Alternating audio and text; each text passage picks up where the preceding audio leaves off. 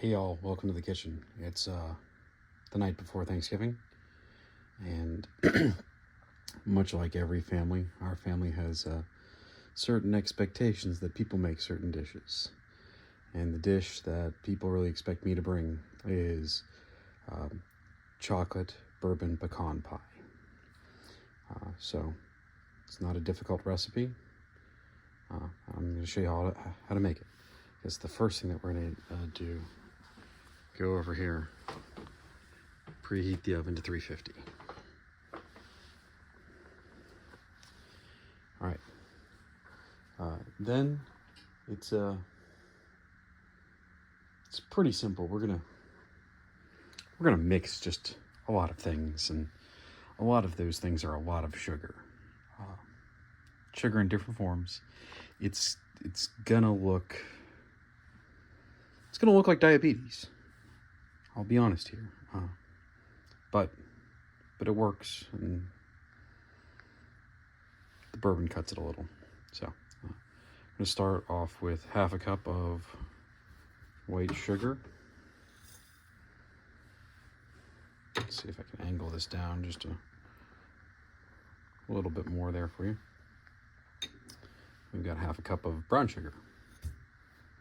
Diabetes. And we've got a quarter cup of light corn syrup, Cara syrup.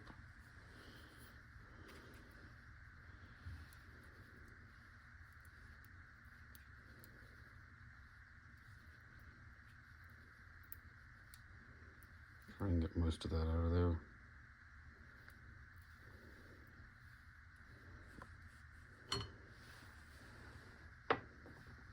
We've got a half a cup of cane syrup. Steen's is all I've ever used. I suspect there's other brands, and certainly I'm sure some people make their own, but Steen's is the name of the game here. Try and get a little bit more of that out.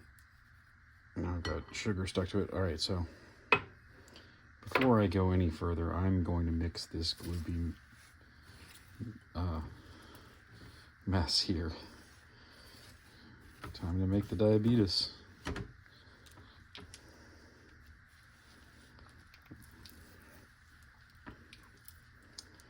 So brown sugar itself is really a combination of two different sugars. It's a combination of basically white sugar and molasses, and light brown versus dark brown. And I'm using light brown here.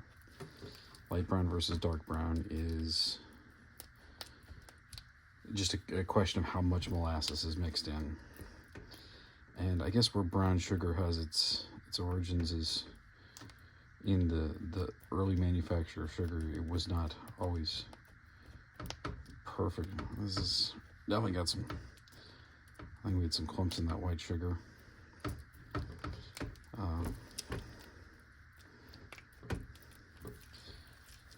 That's probably good enough, well enough mixed for now. So, the next thing that we're going to do is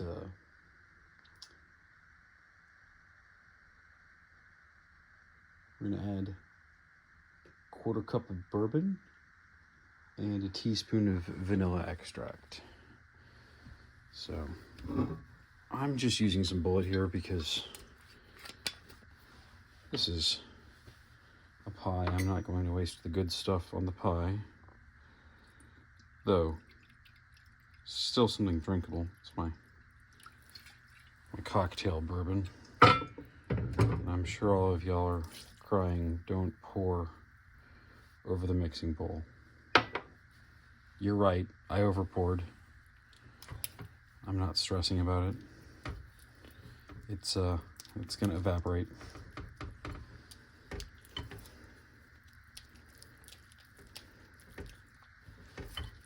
And the mixture that we pour in, I tend to usually have just a little bit too much. it's not the exact perfect amount, though that depends largely on your pie shell. So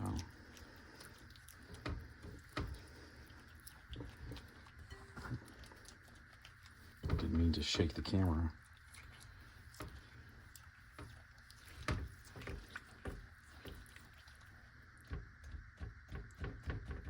Break up these lumps.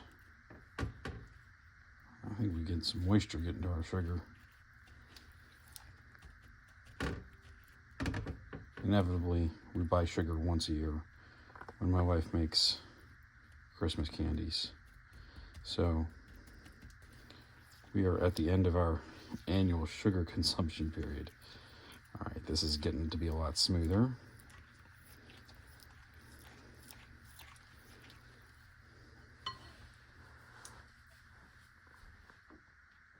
So next we're going to add our vanilla. Let me grab some nice, I guess, Christmas themed. I don't know.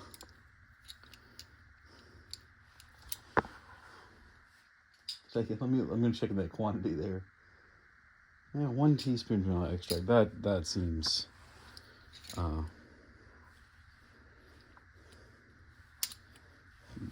a little light. So I'm gonna do the bad thing and pour over the bowl and just deal with it if a little extra went in. Oh no, the pie's ruined.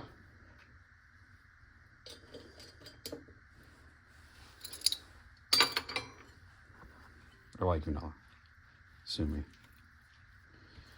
And I know it's not just the flavor, there's the alcohols in it. With the amount of sugar that was already in here, I am not worried about diluting this a little tiny smidge.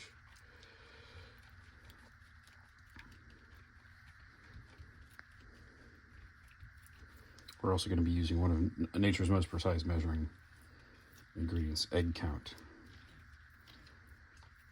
Yeah, I know, you could crack a whole bunch of eggs and pour them, weigh them, do all those sorts of things. But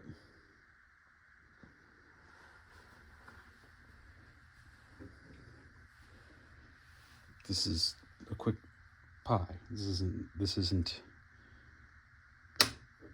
a super precise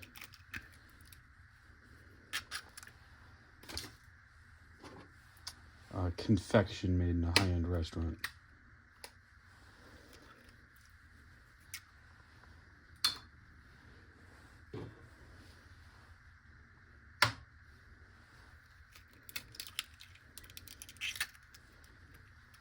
Okay. The next thing I do is show you all my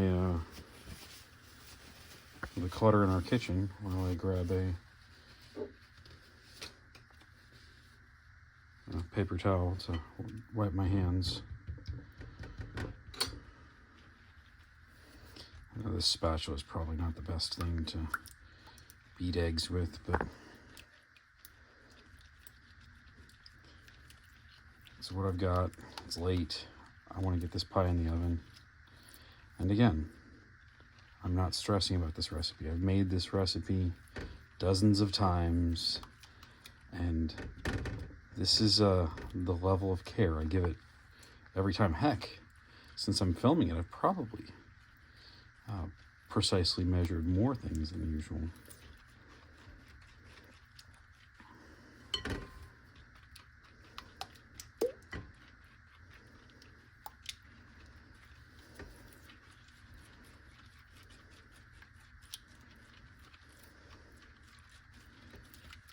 All right, it's starting to come together now.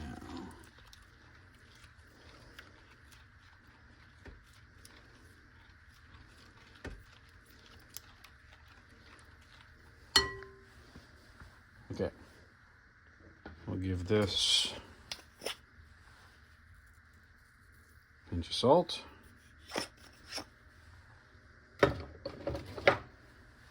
Mix that in.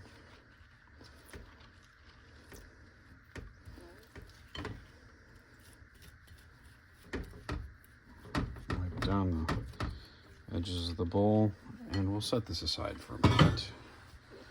Okay, we're done with those. Done with this. I'm gonna move all this aside.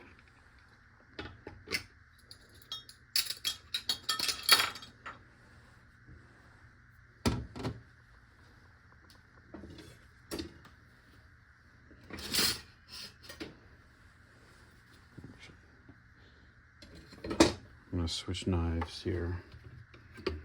With this one. Nice big knife.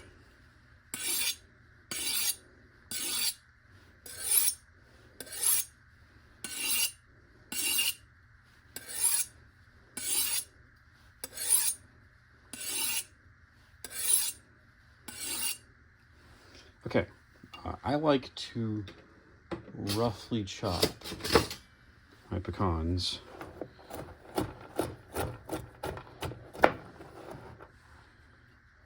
Forgive me for a moment. My camera's getting in the way. I'm gonna adjust the angle for y'all so that y'all can see, but I can see also, so that, you know, I keep my fingers.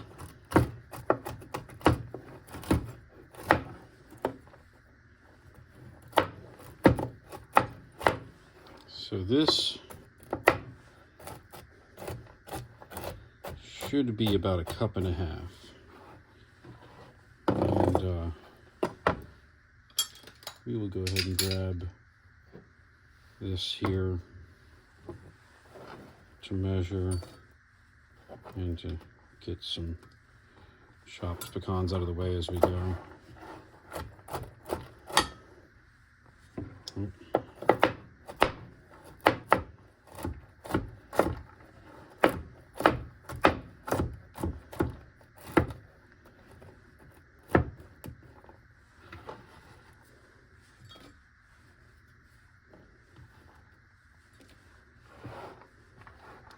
I might do a little cut take here, just so y'all don't have to watch me chopping lots of pecans. So we'll be right back once all of these are chopped. All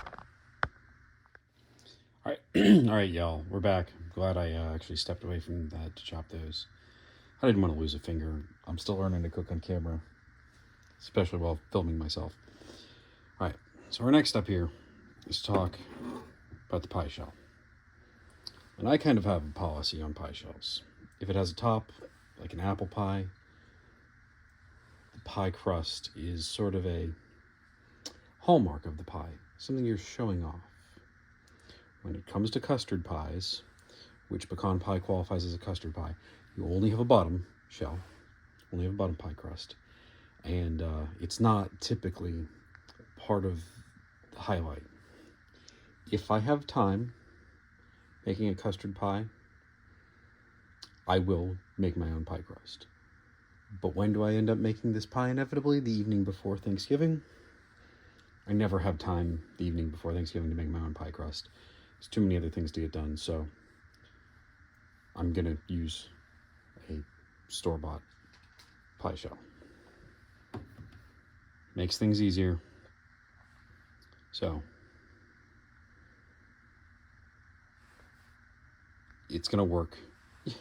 With this pie, no one's gonna notice, even if you have the most fantastic crust in the world.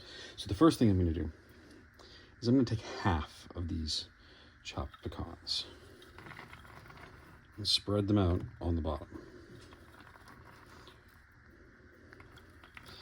So I did a lot of different experiments with this, trying to get the chocolate to melt more uniformly. Typically, when you see a pecan pie, you see this like layer of gelatinized, goopy custard with a thin layer of pecans on top. I want pecans interspersed in the mixture, and I don't want the chocolate to be separated from them. So my trick is the pecans, which are buoyant in that mixture, some of them go on the bottom. Then we spread our chocolate chips These are, I think these are bittersweet, but you should use milk chocolate. This is what we had. I've done it before. They don't melt as well. I want to just get a nice uniform layer. It should really only be about 1 chip deep in most places. And that'll create a nice strata of chocolate that's melded to both pecans below it and pecans above it, and it keeps some pecans in that section of the pie. It really, this technique, and it doesn't work if you're not doing a chocolate pecan pie, because if you don't have that chocolate that's neutrally buoyant in that sugar goop, all your pecans are going to float to the top. So I'm really inclined to not make normal pecan pies for multiple reasons. One, I really think the chocolate adds, especially a nice chocolate adds a depth, a richness of flavor. It's not as one-dimensional as most pecan pies, but also it does this nice thing to the section of the pie where you have pecans throughout now. So I'm gonna continue. That one didn't get chopped, so I'll break it up a little bit. It's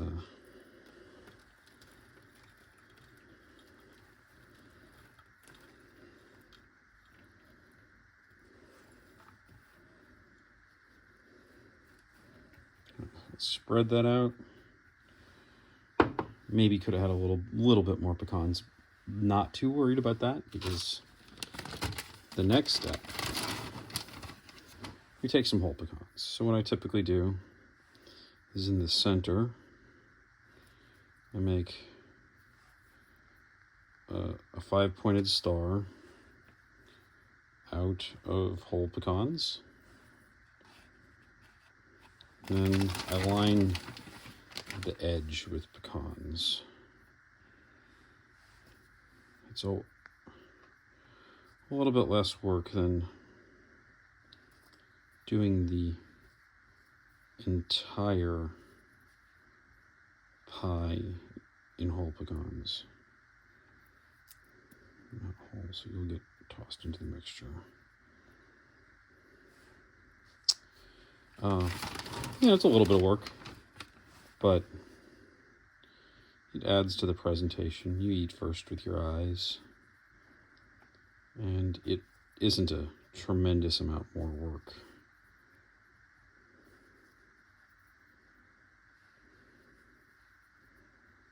And as I do this, and I toss in those little bit pieces, I realize why I always have just a smidge too few pecans chopped, because I'm complimenting them, I'm topping them off.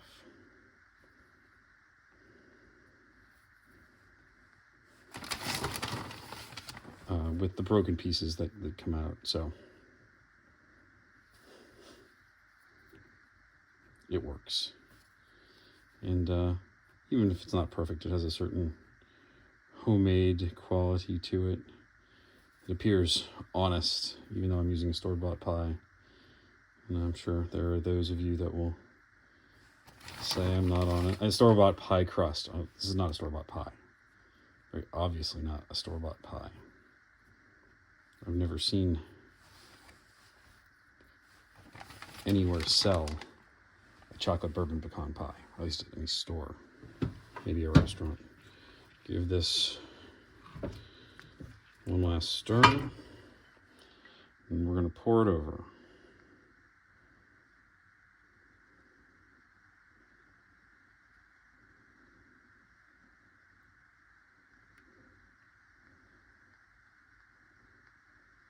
My star got messed up. I'll need to adjust that.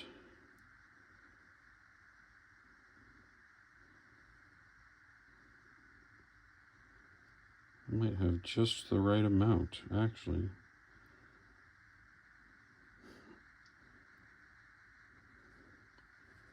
Okay, maybe a smidge like that. I'm not even gonna try to, well, maybe I'll try a little bit. new star completely.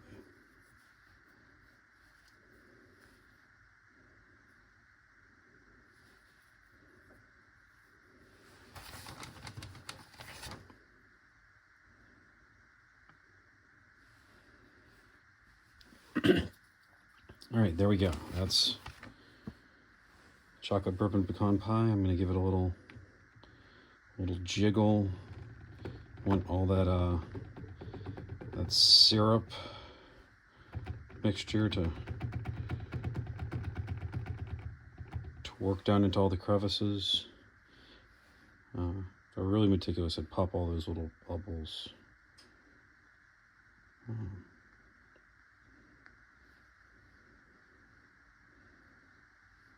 Okay, maybe I will be meticulous and pop the bubbles. Not a lot of them this time. All right, and into the oven we go. So,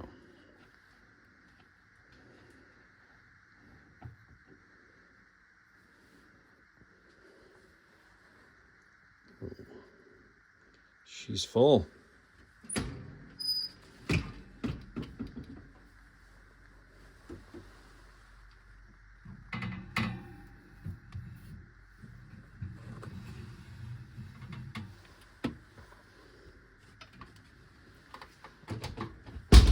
All right, we're gonna let that cook,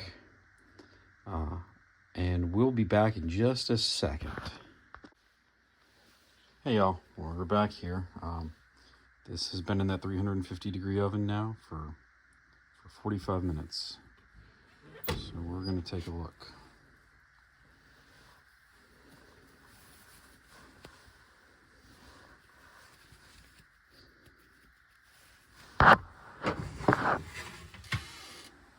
Oh, it's looking good.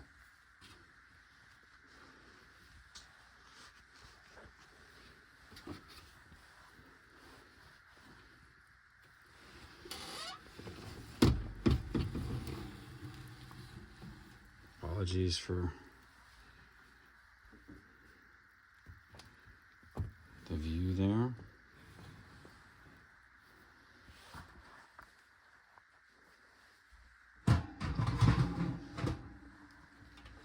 And that right there, ladies and gentlemen, is the chocolate bourbon pecan pie.